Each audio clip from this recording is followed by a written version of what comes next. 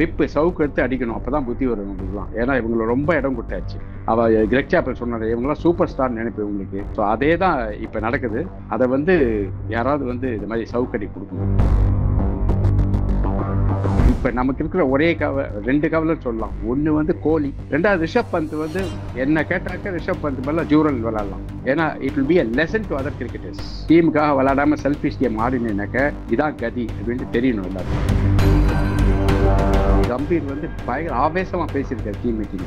அதான் என்னன்னா, இது நாள் வரைக்கும் நான் ஃப்ரீடம் கொடுத்துருந்தேன் உங்களுக்கு, இன்னிலேருந்து நான் சொல்றதான் நீங்க கேட்கணும். அப்படி இருந்தா விளையாடுங்க, இல்லைன்னா வெளியே போயிடுங்க. அந்த மாதிரி லெவல்ல பேசிட்டு, கோச்னா அப்படிதான் இருக்கணும் என்ன கேட்டாக்க. திருப்பி திருப்பி பழைய பிளேயரு, ரெப்புடேஷன், அவரோட ஆவரேஜ், அவரோட இது டெஸ்ட் ரெக்கார்டு இதெல்லாம் பார்க்கவே கூடாது. இன்னைக்கு ஃபார்ம்ல யாரு? ரோஹித் சர்மா ஃபார்ம்ல இல்லையா, இறங்கிக்கணும். அதே மாதிரி கோலியில தூக்கி எறியணும். நிதிஷ் ரெட்டி இருக்கான், கொண்டு போய் நம்பர் 4ல இறக்குங்க straight away. Is as good as Kohli. அதில் ஒன்றும் ப்ராப்ளமே இல்லை. Technically very sound. எந்த பாலுக்கு அவுட் ஆகணும்னு சொல்ல முடியாது, அந்த அளவுக்கு நல்லா விளையாடுறது. போலர் கேப்டன் வந்து பெரிய அட்வான்டேஜ் இருக்கு. Bowlers will be very successful captain. அது என்னமோ உலகத்தில் வந்து வேர்ல்டு கிரிக்கெட்டில் வந்து போலர் கேப்டன் கிடையாது, பேட்ஸ்மேன் இருக்கணும்னு உளறிட்டு இருக்காங்க. நம்மளோட ஒன் இண்டியா ஹவுசர் சேனல் வந்து பிளாக் ஷிப் டிஜிட்டல் அவார்ட்ஸ்க்கு பெஸ்ட் ஸ்போர்ட்ஸ் சேனல் அப்படின்ற கேட்டகரியில் நாமினேட் ஆயிருக்கோம். ஸோ அது வந்து ஆடியன்ஸ், நம்ம சப்ஸ்கிரைபர்ஸ் வந்து அதுக்கு ஒரு ஓட் பண்ணாங்க அப்படின்னா நம்ம சேனலுக்கு ஒரு ரெகக்னிஷனமாகவும் இருக்கும். அந்த குட் நியூஸை நான் உங்கள்கிட்டையும் ஷேர் பண்ணிக்கிறேங்க சார். கண்டிப்பா கண்டிப்பா. ஒன் இண்டியா ஹவுசர் என்னை பொறுத்தவரைக்கும் த பெஸ்ட் சேனல், அதில் டவுட்டே இல்லை. And it's like my family. I am very glad to associate with one India Howzat. Okay, and நீங்களாம் லைக் பிரதர்ஸ். ஓகே, அண்ட் அங்கிள்னு கூப்பிடுறதுங்க, பிரதர்ஸ்ன்னு சொல்லியிருக்கேங்க. அதனால வந்து ரசிகர்கள் வந்து ஒன் இண்டியா ஹவுசரை வந்து ப்ரொமோட் பண்ணி நல்லா மேலும் மேலும் நல்லா வளர்ச்சி அடையுது. ஹை ஸ்டாண்டர்ட் பெஸ்ட் சேனல்னு பேர் வாங்கும். India versus Australia Border Gavaskar டிராஃபியோட ஒரு முக்கியமான 5th மேட்ச். இந்த சீரீஸ்ல சோஃபார் இந்தியா ரொம்பவே ஒரு சுமாரான கேம் தான் கொடுத்துருக்காங்க. வேர்ல்ட் டெஸ்ட் சாம்பியன்ஷிப்க்கு போகிறதுக்கு, ஃபைனலுக்கு போகிறதுக்கான வாய்ப்பு ஆல்மோஸ்ட் இழந்தாச்சு. அட்லீஸ்ட் இந்த பிஜிடியாவது ரீட்டைன் பண்ணணும்னா இந்த 5th டெஸ்ட்ல இந்தியா ஜெயிக்க வேண்டிய ஒரு கட்டாயத்தில் இருக்காங்க. இந்த மாதிரியான சுச்சுவேஷன்ல டீமுக்குள்ளேயும் நிறைய கேஸ் போயிட்டு இருக்கு, நிறைய நியூஸ் பார்க்குறோம், என்னென்னமான செய்திகள்லாம் வந்துட்டு இருக்கு. இதெல்லாம் தாண்டி இந்தியன் டீம் அந்த 5th டெஸ்ட்ல எப்படி பெர்ஃபார்ம் பண்ண போறாங்க, என்ன பண்ணணும் அப்படின்றலாம் பத்தி பேசுறதுக்காக ஃபார்மர் ஸ்டேட் கிரிக்கெட்டர், பல லெஜெண்டரி பிளேயர்ஸ்க்கு கோச்சாவும் மென்டராகவும் இருந்து இன்னைக்குமே பல யங்ஸ்டர்ஸ்க்கு மென்டரிங் பண்ணி இந்தியன் டீமுக்கு போறதுக்கு ஹெல்ப் பண்ணிட்டு இருக்கக்கூடிய doctor V V Giri sir நம்மளோட இணைஞ்சிருக்காரு. சார் வணக்கம் சார். வணக்கம். ஒன் இண்டியா ஹவுசர் நேயர்களுக்கு வணக்கம். ரொம்ப ரொம்ப இன்டெலிஜென்ட் ரீடர்ஸ். ஓகே, ஏன்னா அந்த வியூவர்ஸ் இருக்காங்கல்ல, சில கொஸ்டின்ஸ்லாம் ரொம்ப பிரமாதமாக கேட்குறாங்க அவங்க.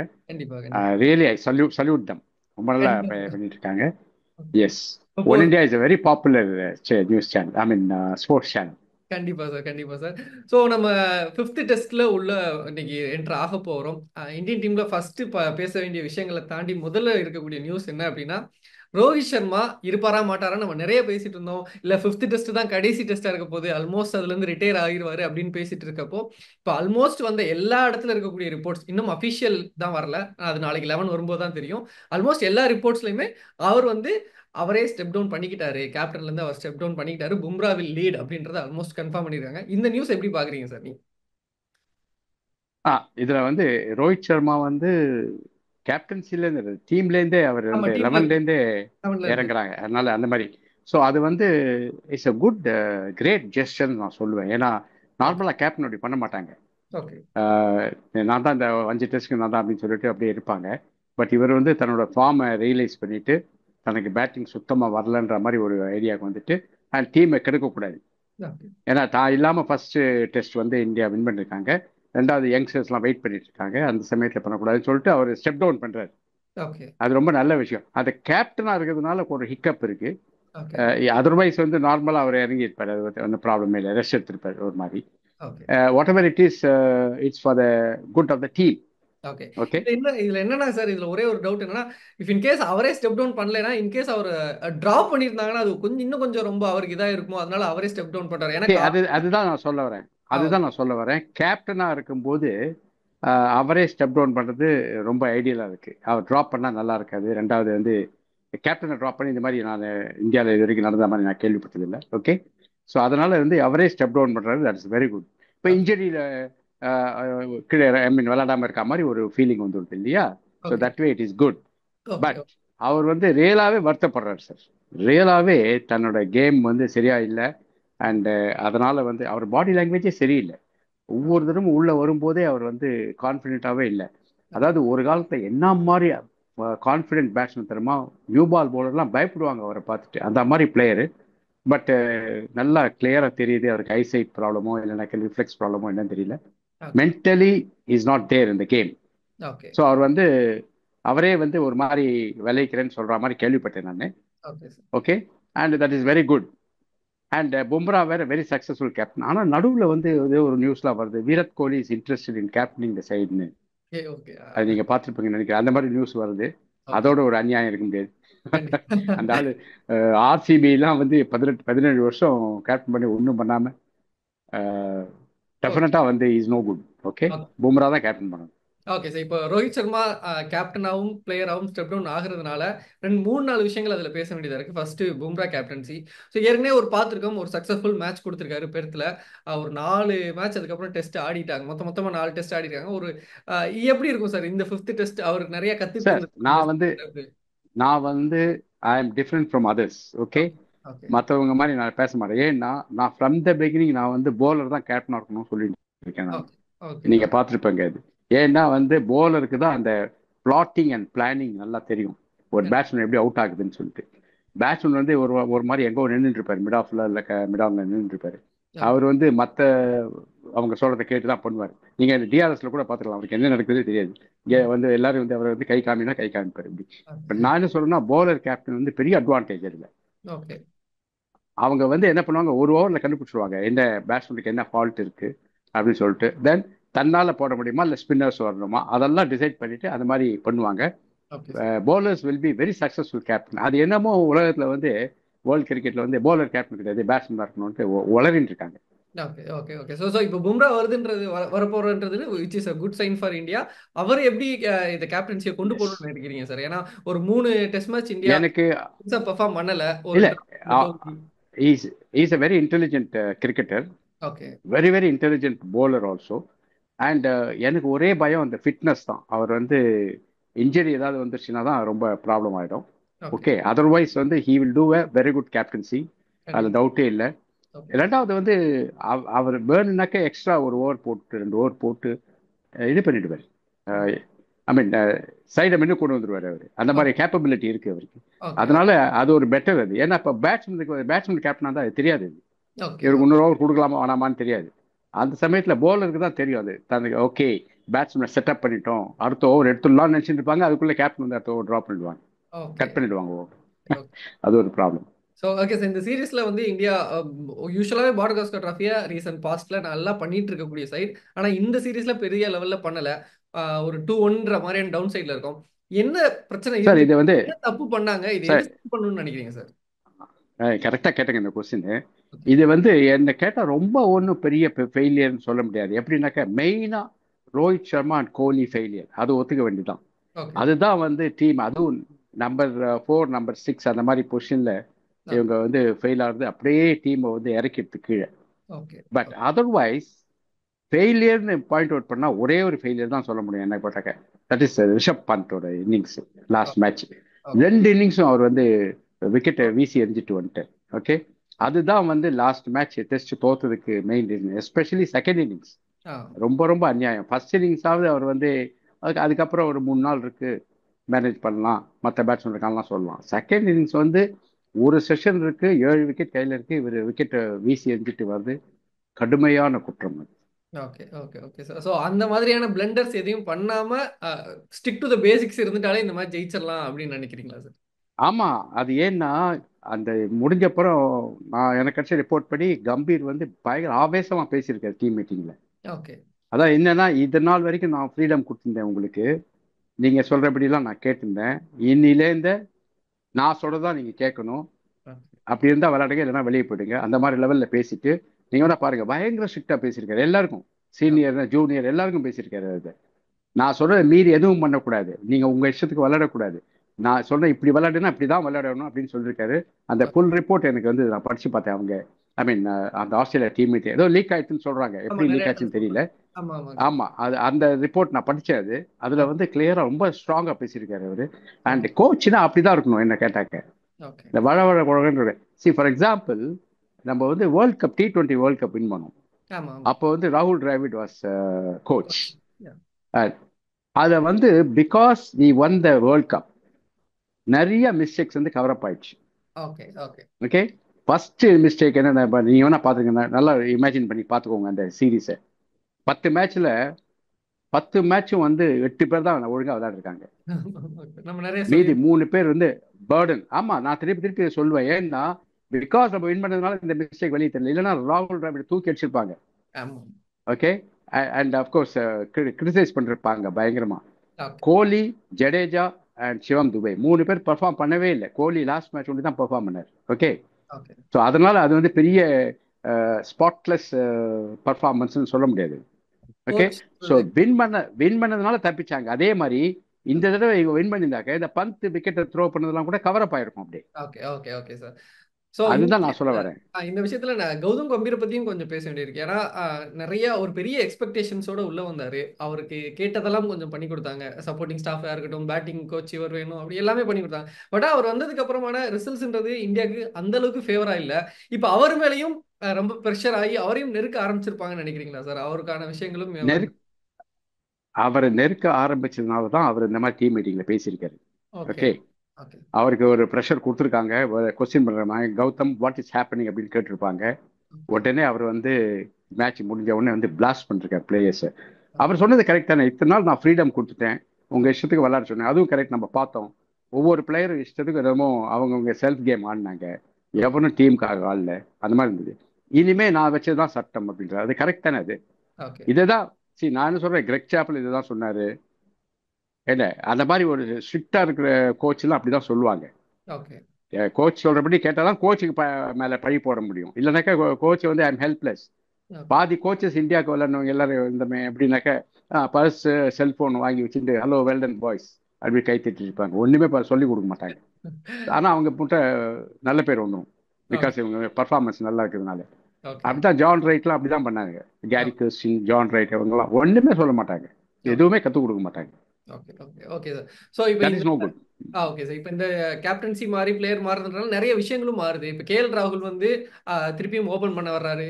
கில் வந்து நம்பர் 3 ஸ்பாட்டுக்கு வர்றாரு. இந்த விஷயங்கள் இந்தியன் பேட்டிங் ஆர்டருக்கு எந்த அளவுக்கு ஹெல்ப்ஃபுல்லா இருக்கும்னு நினைக்கிறீங்க? இல்ல, இது வந்து ஃபர்ஸ்ட் டெஸ்ட் அப்படிதான் இருந்தது. ஆமா, ஆமா. ரோஹித் சர்மா வந்து ஏதாவது கொஞ்சமாவது பெர்ஃபார்ம் பண்ணுவார் பார்த்தோம், கொஞ்சம் கூட பெர்ஃபார்ம் பண்ணல.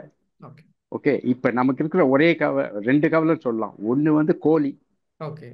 கோலி வந்து ஒழுங்கா விளையாடணும், அவரோட ரெப்புடேஷனுக்கு ஏற்ற மாதிரி விளையாடணும். ஓகே. இல்லைன்னா அவருக்கும் அது உதவி தான். ஓகே, ஒன்று. ரெண்டாவது ரிஷப் பந்த் வந்து என்ன கேட்டாக்க ரிஷப் பந்த் மேல ஜூரல் விளையாடலாம். ஓகே. ஏன்னா it will be a lesson to other cricketers. Okay. இந்த மாதிரி டீமுக்காக விளையாடாம செல்ஃபிஷ் கேம் ஆடினாக்க இதான் கதி அப்படின்ட்டு தெரியணும் எல்லாருக்கும். ஓகே. ஸோ அந்த மாதிரி இது ஒரு பாடமா இருக்கணும். அண்ட் கம்பீர் அந்த மாதிரி ஒரு முடிவு எடுப்பார் நான் நம்புறேன். Okay, okay sir. ஸோ அதுக்கப்புறம் இன்னொரு விஷயமும் பார்க்க வேண்டியதுன்னா, பவுலிங் சைடில் வந்து ஆகாஷ் தீப்புக்கு இன்ஜுரி இருக்கு அப்படின்னு சொல்லியிருக்காங்க. ஸோ தட் இன்னொரு ஃபாஸ்ட் பவுலர் நம்ம கொண்டு வரணும். அது ஏற்கனவே ஆடின ஹர்ஷித் ராவனாவுக்கு போறாங்களா, இல்லை பிரசித் கிருஷ்ணாவுக்கு ஒரு மேட்ச் சான்ஸ் கொடுக்குறாங்களா அப்படின்ற மாதிரி எனக்கு ஒரு டவுட் இருக்கு. உங்களோட சாய்ஸாக இருந்தால் நீங்கள் யாரை எடுப்பீங்க சார்?